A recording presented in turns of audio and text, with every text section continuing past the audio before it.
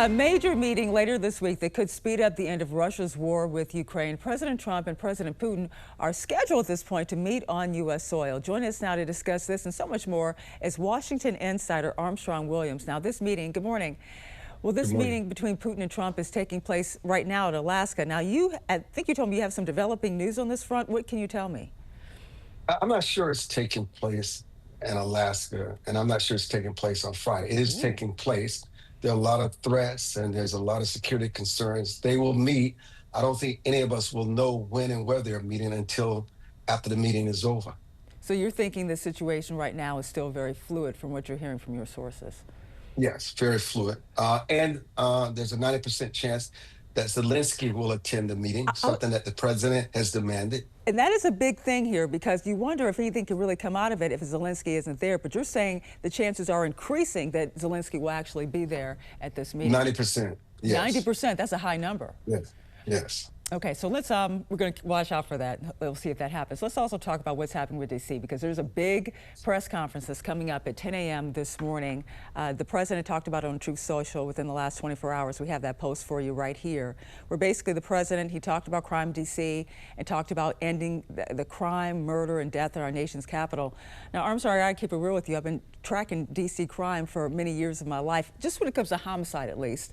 When you look at it from the 80s, 90s on down, we have a chart that kind of pictures this. D.C. crime rates, at least homicide rates, are down. And then you have from 2023 to 2024, you have carjackings down something like, you have homicides down 32%, you have carjackings down 53%, so crime is going down at this point. What is your take? Do you think that the Trump administration is moving it's too much or what? I think it's a testimony to the excellent leadership Mayor Muriel Bowser. And unlike any other mayor, her willingness to work and compromise with President Trump. You notice he's very complimentary about her, something that's very unusual for him. But it goes to show you how they work behind the scenes because she too wants to reduce these carjackings. Trump had a friend that was killed as a result of a carjacking over a year ago. And look at what happened at the Navy Yard within the last 2 days, where they ransacked a Heckinger and took all the goods out of the store off the shelves and put on the street.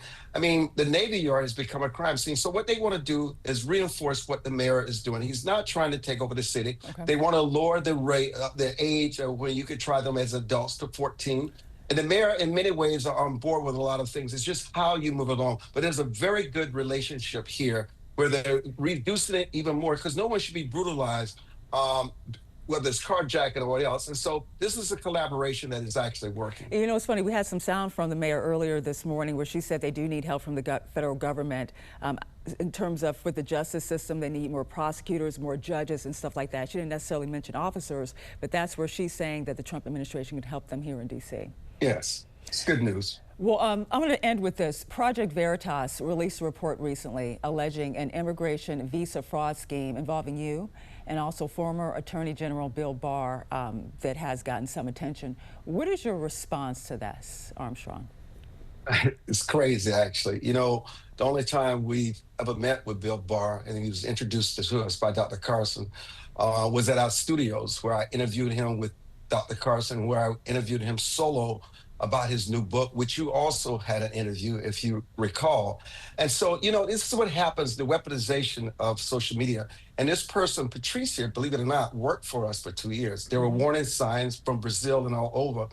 And as we got to know her and her character and what a pathological liar she was, and she was stealing for clients, we turned her over to the FBI because we felt that she was dangerous and we wanted to do everything that we could to make sure that she could not do to us and what she's done to others. But obviously she continues to serve us. But Angela, she's a fugitive.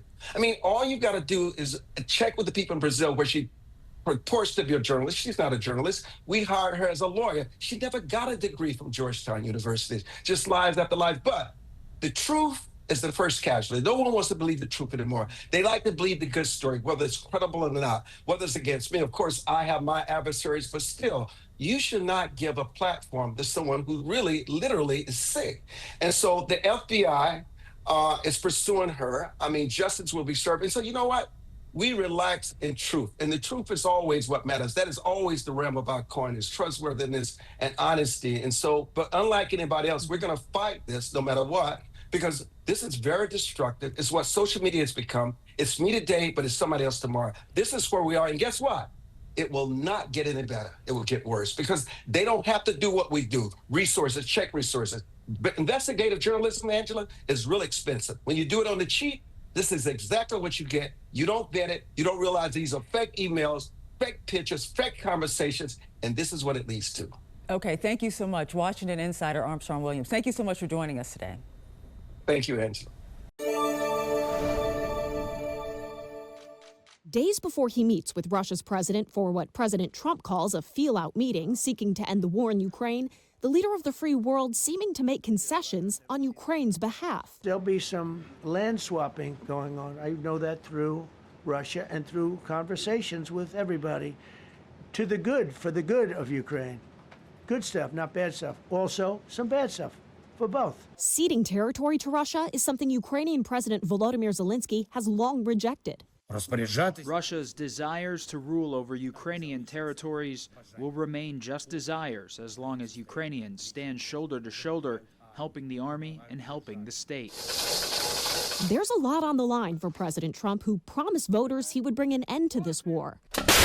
Lately, he's acknowledged Putin hasn't been dealing with him honestly. I believe he wants to get it over with. Now, I've said that a few times, and I've been disappointed, because I'd have like a great call with him, and then missiles would be lobbed into Kiev or some other place. Zelenskyy says over the past week, Russia has used more than 1,000 aerial bombs and 1,400 attack drones against Ukraine. European leaders standing firm with Ukraine in a joint statement saying in part, the path to peace in Ukraine cannot be decided without Ukraine. We remain committed to the principle that international borders must not be changed by force. President Trump is expected to huddle virtually with European allies ahead of the Friday summit.